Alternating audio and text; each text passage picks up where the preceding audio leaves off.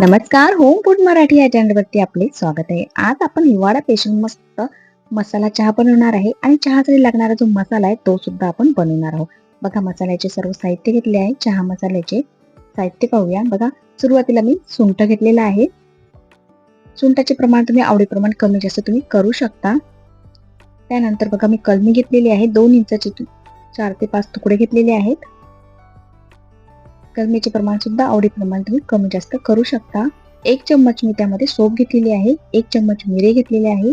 3 चम्मच मी इलायची घेतलेली आहे.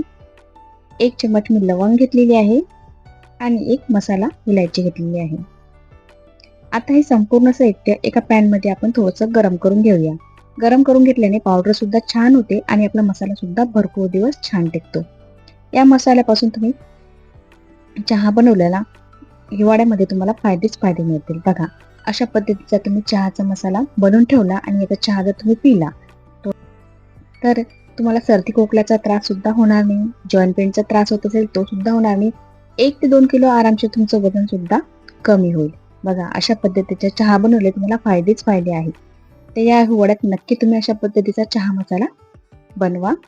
बघा, आता 1 ते 2 मिनिटं थोडंसं गरम करून घेतलेलं आहे. अशा पद्धतीचा मसाला तुम्ही बनवून ठेवला 1 ते 2 महिने आरामशीर टिकतो. जसा तुम्हाला हवा असेल तसा तुम्ही थोडा बनवू शकता किंवा भरपूर सुद्धा तुम्ही बनवून ठेवू शकता. बघा, आता थोडंसं आता गरम झालेलं आहे साहित्य. त्यानंतर हे संपूर्ण साहित्य आपण एका डिश मध्ये काढून घेऊया आणि थंड करायला ठेवूया. थोडंसं गरम असतानाच आपल्याला याची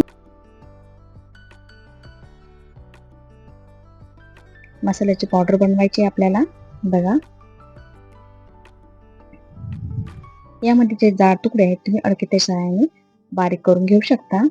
बघा, थोडंसं कोमट आहे. कोमट असतानाच आपण मिक्सरच्या पॉट मध्ये घालून याची छान जाड पावडर तयार करून घेऊया. बघा, अशा पद्धतीचे आपल्याला मसाले बनवायचा आहे चहाचा. आणि अशा पद्धतीचे एका काचेच्या बॉटलमध्ये भरून तुम्ही 1.5 ते 2 महिने आरामशीर स्टोर करून ठेवू शकता. आता आपण या मसाल्यापासून मस्त चहा बनवूया.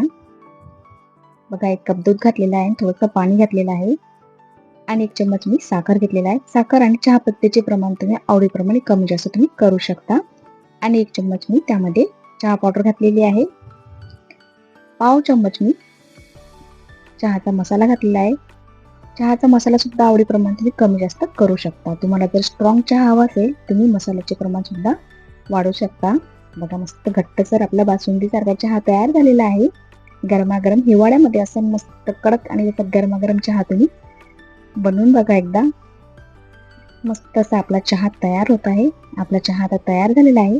आता आपण मस्त कप मध्ये काढून घेऊया.